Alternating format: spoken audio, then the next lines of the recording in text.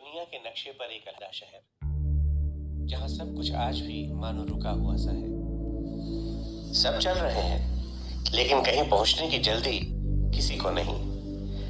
खुद में ही खोए बस मानो बहे जा रहे हों।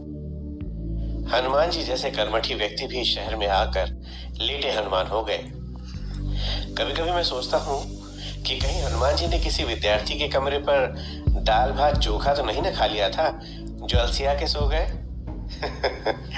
माया है भैया इस शहर की।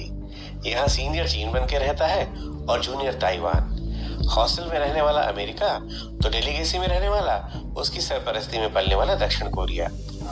यहाँ रहकर आप कुछ सीख पाए या ना सीख पाए, डीलिंगबाजी और शानदार खाना बनाना जरूर सीख जाएंगे। और फेमिनिज्म के लिहाज से ये एक प्रगतिशील कदम है।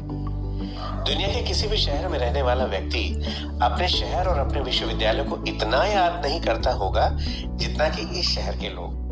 और हाँ, अगर जान जाने का डर ना रहे तो वो अपनी छाती फाड़ के दिखा दें कि ये शहर उनके दिल में कितना बसा हुआ है। और आखिर हो भी क्यों ना, ये शहर उनके लिए केवल शहर नहीं है, बल्कि उनके जीवन का वो बेहतरीन वक्त है जिसमें उन्होंने खुद को निर्मित किया है, परिमार्जित किया है। यहाँ उन्हें वो लोग मिले हैं जिनके साथ उसने जिंदगी ना मिलेगी दोबारा देखकर स्पेन जाने और वहां हवाई जहाज से कूदने का वादा किया है। बुद्ध और महावीर स्वामी के स्तर तक जाकर जीवन को समझा है इसी शहर में। अपनों से दूर गैरों को अपना बनाकर जीने की कला पाई है इसी शहर से। ये शहर अपने आप में एक साथ इतनी समृद्ध धार्मिक, सांस्कृतिक, राजनीतिक, ऐतिहासिक विरासत को समेटता है जिसे शब्दों में नहीं बयान किया जा सकता। पूरी दुनिया के सबसे बड़े धार्मिक जमावड़े अर्थात महाकुंभ को समेटते हुए शहर एक अलग ही रंग दिखाता है। एक तरफ जहां पूरे भारत में गंगा मेरी जमुना तेरी का दावा चल रहा हो, वहां इस शहर में गंगा और जमुना के संगम से निकलकर एक साझी संस्कृति मुस्कुराती है। इसी शहर से अंग्रेजों ने भारत के सिरमौर बनने की शुरुआत की, तो इसी शहर में आजाद था, आजाद हूं, आजाद ही रहूंगा का उद्घोष हुआ।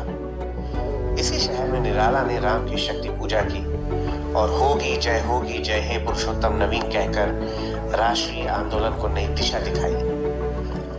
इसी शहर ने भारत का पहला वैश्विक नेता दिया तो भारत की पहली महिला प्रधानमंत्री भी। इस शहर में फिराक के शेर गूंजे तो इसी शहर की छांव में छायावाद पला बढ़ा। इसी शहर की मधुशाला में मंदिर मस्जिद से परे हिंदू मुसलमान का मेल हुआ, तो इसी शहर में विश्वविद्यालय के किनारे किनारे चंदर और सुधा टहले थे। छात्र राजनीति का पाठ भी इसी शहर ने पहली बार देश को पढ़ाया। इसी शहर ने भारतीय क्रिकेट टीम को शानदार फील्डिंग का पाठ पढ़ाया, तो इसी शहर ने हॉकी का जादू कर दिया। मुझे ऐसा लगता है कि सर, सेटिंग, भौकाल जैसे शब्दों का आविष्कार भी इसी शहर में हुआ होगा। यहाँ की सुबह बिल्कुल ताजगी भरी है, जिसमें दही जलेबी का स्वाद घुला हुआ है।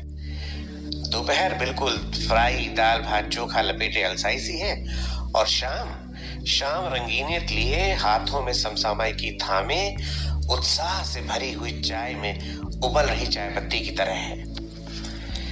करजन पुल हो या नैनी ब्रिज अथवा अल्फ्रेड पार्क, हवा में वो रवानी है जो पूरी रात न सोने की थकान को भी चुटकी में खत्म कर देती है। यहाँ की हवा में बौद्धिकता का आलम यह है कि यूनिवर्सिटी रोड पर किताब बेचने वाला भी 2 साल से मेडिकल की तैयारी करने वाले से ज्यादा किताबों के लेखकों का नाम जानता है। यूनियन हॉल से कल्लू कचौड़ी होते हुए नीतराम की दुकान तक और वहां से लक्ष्मी चौराहे तक जो भीड़ में केवल कपार ही कपार दिख रहा है ना जनाब, उसे बस कपार समझने की गलती कभी मत करिएगा, क्योंकि इन्हीं साधारण से दिखने वाले बचे खुचे बालों को लिए कपार वालों में से देश की प्रगति के लिए आर्थिक सामाजिक नीतियों के निर्माण करता प्रशासक निकलेंगे। तेलियरगंज, गोविंदपुर, सलूरी, बखाड़ा, अल्लाहपुर, सोहबतियाबाद की भीड़ को कभी भी केवल जनसंख्या में वृद्धि करने वाली भीड़ समझने की गलती मत करिएगा।